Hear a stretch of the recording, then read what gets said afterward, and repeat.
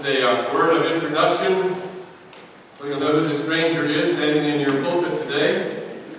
My name is Christopher Epting, and I'm serving now as assisting bishop here in the Diocese of Chicago, thanks to Bishop Lee's kind invitation. It feels like coming home in lots of ways. I went to seminary like some of your clergy at Seabury Western Seminary in Evanston all those years ago.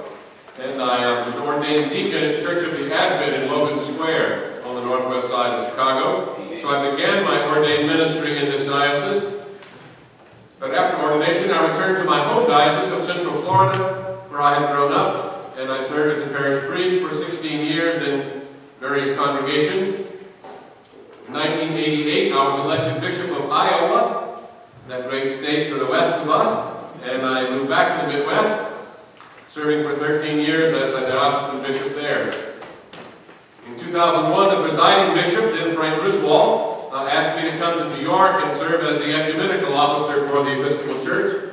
So for 9 years, I was the presiding bishop's deputy for ecumenical and interfaith relations.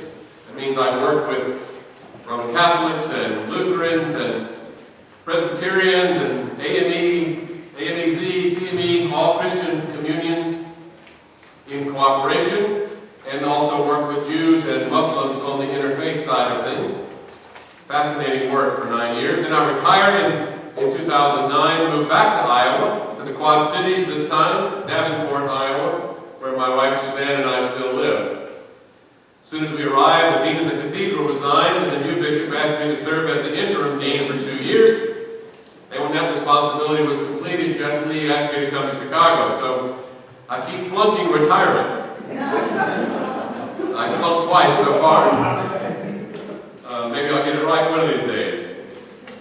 But in my case, it's a happy thing and a joy to be able to serve in this fine diocese alongside Jeff Lee, and to be here with you for my first visit to this historic congregation of St. Thomas. Thank you for the invitation. It's great to confirm some of these fine young people into to a new level of our church's life and participation today.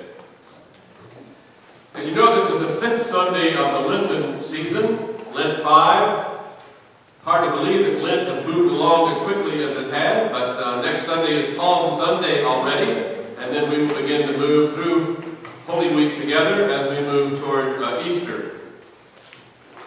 We are in year B of our lectionary and our Sunday morning Bible readings, and that is the year that we read through the Gospel of Mark every year. The entire year we move through the 16 chapters of Mark's Gospel. But because Mark is a short Gospel, we have to supplement it reading from time to time with readings from the Gospel of John in order to make it through the entire year, and that was the reading that we had today. This is one of those passages in the Gospels where we can see that Jesus was beginning to have some premonitions about his death and his crucifixion.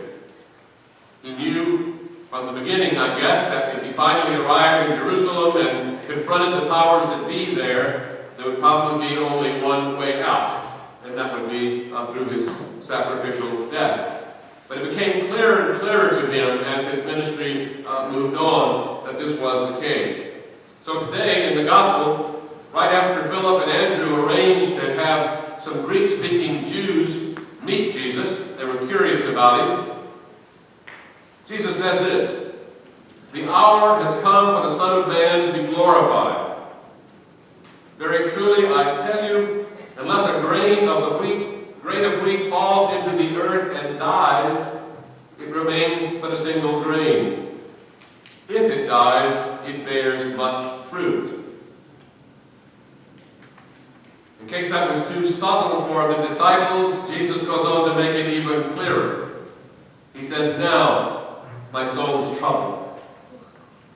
What should I say? Father, save me from this hour? No. It is for this reason that I have come to this hour. Father, glorify your name." We can see then from this passage and from several other passages scattered throughout the 4 Gospels, Jesus didn't want to die any more than any of us want to die. We can see that in the Garden of Gethsemane. when he was in agony and said, "Father, if it's possible, let this cup pass from me. Nevertheless, not my will, but yours be done." Jesus didn't want to die, even more than any of us want to die, but he was willing to die, if that's what it took to carry out his mission. Every time I come to these passages in the Gospels, I cannot help but be reminded of Martin Luther King's own premonitions about his death, the danger to his own life that he was in during that last week. He was in Memphis, as you know, of course, to support the garbage collectors' strike. And then the night before his death, he gave what would be his final sermon. He called for African Americans there to boycott businesses that were mistreating workers. He delivered a sermon without notes in which he talked about his own life, and he disavowed any concern that he might be killed for his role in the fight for civil rights. Like anybody, I would like to live a long life, he said. Longevity has its place. But I'm not concerned about that now. I've seen the promised land. I may not get there with you. I want you to know tonight that we as a people will get to the promised land.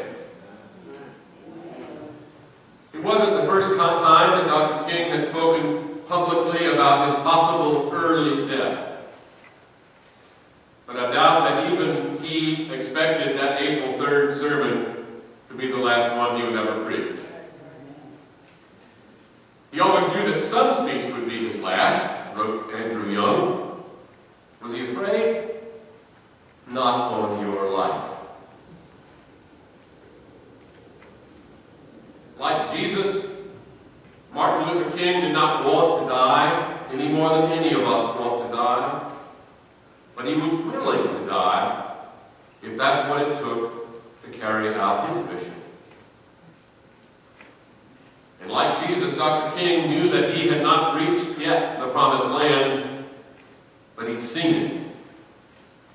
He caught a glimpse of it.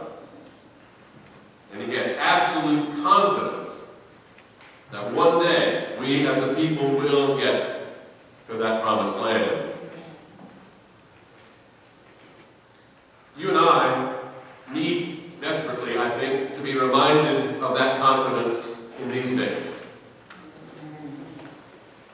In the wake of Ferguson, as we continue to mourn the senseless deaths of Trayvon Martin, Michael Brown, Eric Garner, Tamir Rice, and so many others, it's easy to give up in despair and to fall into the trap of thinking that things will just simply never really get any better. Bishop Lee and I just returned from a meeting of the House of Bishops at the Canoga Conference Center in North Carolina. We gather twice a year as bishops for mutual encouragement and support. This time at our meeting, largely because of those tragic events that I just mentioned, our focus was on racism and our own complicity and silence in the face of these times. The Bishop of Missouri spoke about the events in Ferguson, and yes, the Bishop of Missouri and the Dean of his Cathedral, Mike Kinnaman, have been in the streets in Ferguson. And the church has spoken out in many places, but we need to do much, much more, so much more.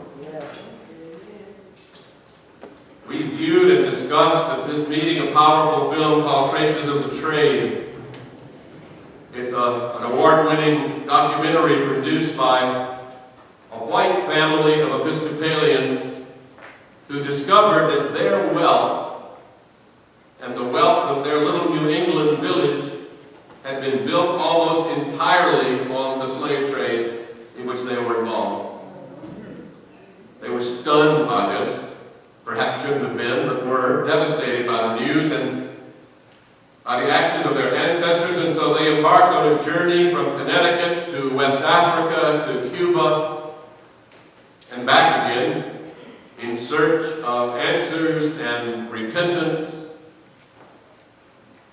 They filmed that journey from a brilliant young African-American woman, a filmmaker, and created this documentary called Traces of the Trade. To date, there have been more than 300 screenings of that film and discussion about its consequences for this country and for our lives all across the country, in churches like ours and community gatherings, schools. A small contribution, but we need to do much, much more. So much more. That evening we had an intense session entitled Traces of the Trade and Ferguson, in which it became clear that the deep-seated racism in that community and in so many parts of our country go right back to the original sin of this country and our participation in the African slave trade. It's obvious that contemporary events which we confront every day in this culture, including gun violence and drugs in the city of Chicago, the mass incarceration of young black men in the North, voter suppression of entire populations in the South, all these things can be directly traced to the history of racism and slavery in this country and the two-tiered society that it produced and continues to produce. As bishops, we recommitted ourselves to continue the struggle, and our presiding bishop challenged us to have courage to face the problems, curiosity about those whom we may see as the other, and compassion, which means to suffer with those whom we wish to stand in solidarity with. Courage, curiosity, and compassion.